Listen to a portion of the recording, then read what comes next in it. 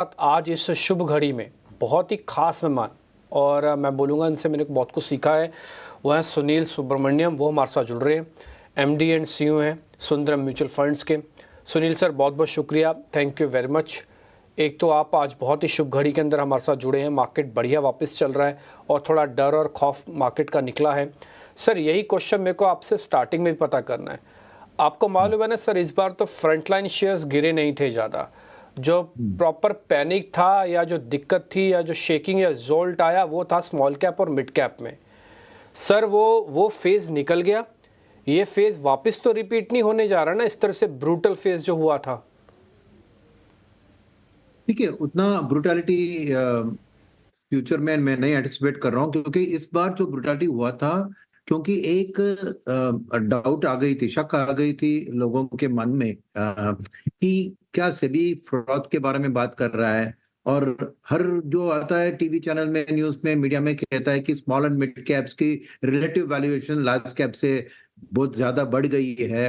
तो ऐसी सोच में तीसरी बात यह है कि क्या है कि आउटसाइड ऑफ द इंडेक्स, अभी बीएससी 500 इंडेक्स या एनएससी 500 इंडेक्स लीजिए, आउटसाइड ऑफ दैट जो स्टॉक्स थे, उसको सभी को हम पेनी स्टॉक्स नहीं कह सकते, मगर माइक्रो कैप, नैनो कैप और फिर पेनी स्टॉक्स में भी सब में एक तेजी बहुत आ गई थी। अभी इसका कारण था कि ओवर द लास्ट 3 इयर्स आपने देखा कि एसआईपी बुक डबल हो गया है और 50% of the SIP book mid and small cap में था।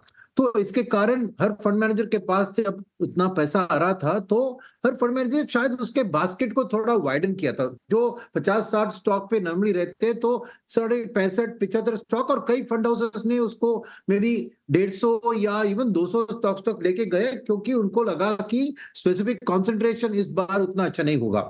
अब ये जो हवा चल रही थी overall on the mid and small cap space, even outside of the benchmark indices, तो सेबी का जो एक कहना था कि फ्रॉड आ गई है तो सावधान रही है, और खास करके उन्होंने फंड मैनेजर को यह सलाह दिया था कि आप ध्यान रखिए कि कोई कंसंट्रेशन रिस्क ना हो, एडिक्वेट लिक्विडिटी अपने पोर्टफोलियो में रखिए, और कोई बड़े इन्वेस्टर निकल गया तो शायद आप अच्छे स्टॉक को बेच डालेंगे, और जो नहीं बेच पाएंगे उसी को पोर्टफोलियो में रखेंगे, तो उसके कारण रिटेल इन्वेस्टर के लिए हानिकारक हो सकता है। ऐसी सोच में उन्होंने एडवाइस दिया था। और फंड हाउसेस तो बाय एंड लार्ज मेरे समझ में एक लिक्विडिटी को अच्छा ही मैनेज कर रहे थे, मगर थोड़ा बहुत एट द मार्जिन जब सेबी ने ऐसे कह दिया, तो शायद किसी ने थोड़ा प्रॉफिट बुकिंग किया था स्मॉल एंड मिड कैप के, जहां पे रनअप बहुत हो गई थी, और उसको शायद लार्ज कैप में गए थे। तो इसलिए आपको फ्रंटलाइन स्टॉक्स में जाती गिरावट नहीं, क्योंकि थोड़ा बाइंग पावर भी आ गया था। और मगर लिक्विडिटी स्मॉल कैप और मिड कैप में उतना नहीं, पर स्मॉल कैप में इतना लिक्विडिटी कम है, फ्री फ्लोट स्टॉक इतना कम होता है, तो छोड़ा थोड़ा भी इतना बेचना कंसर्टेड तरीके से, समझिए कि पूरे म्यूचुअल फंड इंडस्ट्री में से हर फंड मैनेजर ने 2-3% ही बेचा अपना स्मॉल कैप को, तो वो एक कॉन्सेंट्रेटेड उतना जो सेलिंग आता है, तो नेचुरली एक एक गिरावट बहुत सख्त आती है। तो ये एक स्पेसिफिक फैक्टर्स थे। अब आने वाले दिन में मैं ऐसा नहीं एंटिसिपेट कर रहा हूँ कि 2-3 चीज इसको याद रखने की जरूरत है। फर्स्ट, पिछले क्वार्टर की अर्निंग साइकिल में आपने देखा मिड एंड स्मॉल कैप्स ने लार्ज कैप्स को आउट परफॉर्म किया, नंबर 1। नंबर 2, इंडिया की जीडीपी ग्रोथ की नंबर्स बेहतर आ रही है, हर हर महीने का जो है, क्वार्टर का जो नंबर आ रहा है, और पीएमआई का नंबर सब मजबूत है। जब डोमेस्टिक इकोनॉमी की ग्रोथ है, तो definitely mid and small cap की अर्निंग्स ग्रोथ भी अच्छी होगी। तो इसलिए आने वाले दिन क्वार्टर के में भी मैं एंटिसिपेट कर रहा हूं कि मिड एंड स्मॉल कैप का अर्निंग्स ग्रोथ लार्ज कैप से बेहतर ही होगा। तीसरी बात यह है कि एसआईपी बुक तो जारी है। अभी 19,000 करोड़ के एसआईपी बुक में करीबन 8,000, 8,500 crore mid and small cap में ही आ रहे हैं। तो फंड मैनेजर के पास चॉइस नहीं है। जब सेबी ने नियम रखा है कि मिड कैप फंड में 65% मिड कैप को ही खरीदना है, स्मॉल कैप फंड में 65% स्मॉल कैप को ही खरीदना है, तो ये 8 to 9,000 करोड़ में से 6 to 7,000 करोड़ मिनिमम आपको डायरेक्टली स्मॉल कैप और मिड कैप को खरीदेंगे। किसको खरीदेंगे? तो क्या होगा कि क्वालिटी का और एक अहमियत बढ़ जाएगा, क्योंकि फंड मैनेजर अब ध्यान देंगे कि एक, जहां पे फ्री फ्लोट ज्यादा हो with in the small and mid cap space. दूसरी बात, जिसकी अर्निंग्स ग्रोथ सिक्लिकल भी हो, इकोनॉमी एक अच्छी साइकिल में जा रही है, जहां पे फ्यूचर एक्सपेक्टेशन के तौर पर आपकी actual earnings better than expectation आ सकती है। एक साइक्लिकल स्टॉक्स में क्या होता है, वी शेप रिकवरी होता है, और जैसे इकोनॉमिक रिकवरी होती है। और तीसरी बात मैं मान लूंगा कि लिक्विडिटी तो है, मगर आप देखें तो हमारी जो बिजनेस साइकिल है, अभी कोविड से आकर एक अर्ली स्टेज में से अभी निकली नहीं है, क्योंकि अब तक की जो कैपेक्स की स्टोरी रही है खाली गवर्नमेंट ड्रिवन रही है। थोड़ा बहुत एफडीआई के थ्रू इलेक्ट्रॉनिक मैन्युफैक्चर में पीएलआई के कारण थोड़ा प्राइवेट सेक्टर का उधर शुरू हुआ है, बट ब्रॉडली एक डोमेस्टिक इंडस्ट्री का कैपेसिटी एक्सपेंशन बहुत बड़ी तरीके से अनाउंसमेंट्स आ रहे हैं, मगर ग्राउंड में आ रहा नहीं है।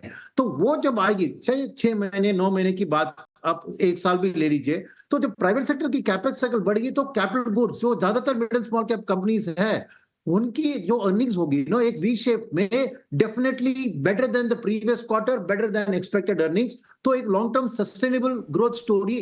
तो जी अच्छे क्वालिटी स्टॉक्स, और क्वालिटी माने जी खाली स्टडी वाली स्टॉक्स नहीं, क्वालिटी माने इवन सिक्लिकली जो पकड़ सकते हैं इंडिया का जो ग्रोथ है हाँ जी। उस कैपिटल साइकिल का। पर तो मेरे ख्याल में वापस ऐसा जो आपने पूछा सवाल कि वापस क्या इतना भयंकर करेक्शन आ सकता है, मेरे मन में नहीं हो सकता है। ओके वॉलेटिलिटी तो रहेगी, मगर भयंकर करेक्शन इतना आई डोंट एंटिसिपेट। ओके, बहुत बहुत शुक्रिया सुनील जी, अपनी पूरी अपनी पूरे व्यूज सामने रखने के लिए कि इतना भारी करेक्शन फिर से आने की उम्मीद नहीं है और मिड और स्मॉल कैप में डरे नहीं, घबराए नहीं, कुछ थीम्स को पकड़ें और कैसे वैल्यू करें और उन्हीं काउंटर्स में अपना जो कॉन्फिडेंस है वो बनाए रखें। नमस्कार, मैं सृष्टि बात कर रही हूँ सर।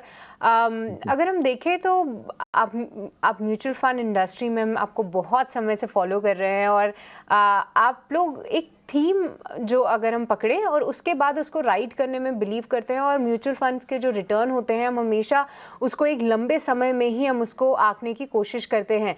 फिलहाल के लिए इंडिया ग्रोथ स्टोरी को ध्यान में रखते हुए सुनील जी, कौन सी ऐसी थीम्स आपको लगती हैं कि जहां पे बड़ा पैसा बन सकता है, या फिर इंडिया ग्रोथ स्टोरी में कुछ ऐसी पर्टिकुलर थीम्स जो कि आप हाईलाइट कर पाएं जो कि अच्छे रिटर्न्स दे सकती है? आपकी कोई सेक्टर्स जो कि आपके रेडार पे हो? देखिए, एक साइकिल जो मैंने कहा, बिजनेस साइकिल अभी जो शुरू हुआ है, मेरे ख्याल में अगले 5-7 साल तक ये बिजनेस साइकिल चल सकती है। तो बिजनेस साइकिल का 3 कंपोनेंट्स होते हैं।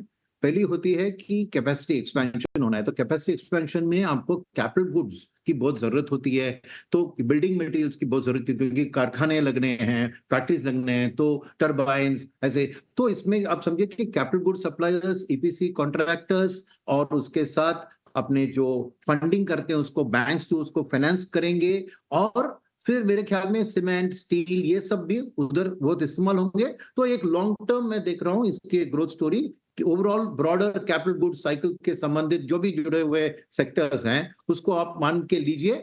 मगर क्या है कि इन एंटिसिपेशन थोड़ा इसके वैल्यूएशन आज बढ़ गए हैं, तो थोड़ी दिन के लिए कंसोलिडेशन होगी, और जब डेटा आती है कि प्राइवेट सेक्टर का जोर पकड़ा है कैपेक्स में, तब इसका नेक्स्ट वेव ऑफ ग्रोथ आएगा। तो एक थोड़ा सावधान रहने की जरूरत है। इमीडिएटली आप डालें और उसमें पैसा बनने का आशा मत कीजिए। 3-5 साल वेट करेंगे तो जरूर ये स्टोरी अच्छी तरह प्ले आउट करेगी, तो वो अहम सेक्टर होगी।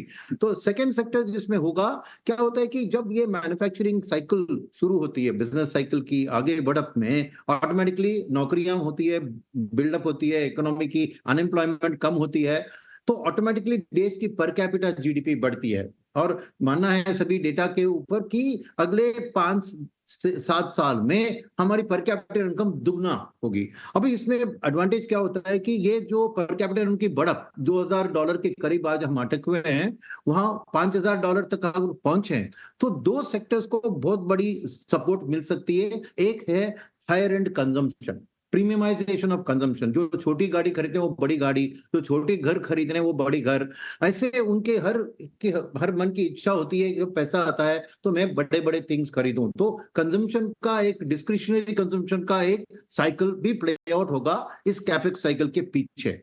और तीसरी बात है, पूरा का पूरा जो एडिशनल इनकम बनता है, जो कंज्यूमर का डिस्पोजेबल सरप्लस कहते हैं, जब वो बढ़ता है तो पूरा वो खर्चे में नहीं जा सकता है, तो सेविंग्स की ओर जाता है। तो मेरे ख्याल में मार्केट इंफ्रास्ट्रक्चर वाले स्टॉक्स जिसमें होते हैं एसेट मैनेजमेंट कंपनी, जिसमें होते हैं इंश्योरेंस कंपनी, स्टॉक मार्केट में स्टॉक ब्रोकर्स होते हैं, वेल्थ मैनेजमेंट फर्म्स, ये सब की ग्रोथ बहुत बेहतर होगी। तो कंजम्पशन के साथ में ब्रॉडर फाइनेंशियल सर्विसेज का पेनिट्रेशन का स्टोरी और वो ग्रोथ भी बहुत अच्छी तरह प्ले जी आउट होगी।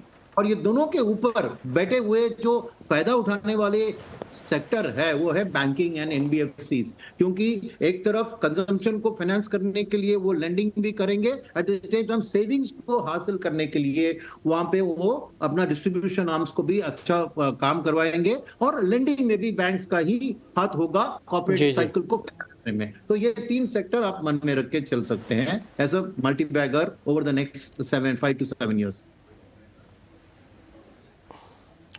ठीक है सर, बहुत बहुत शुक्रिया sir, thank you very much. आज आपने टाइम निकाला, फिर से हमको गाइड किया और बताया कि सेक्टोरियल मूव कैसे आएगा, और जो डर था अब वो कह रहे हैं वो डर आप हटा दीजिए स्मॉल कैप और मिड कैप से। बहुत बहुत शुक्रिया sir, thank you very much. आज आपने टाइम निकाला हमारे लिए, फिर से बहुत बहुत शुक्रिया।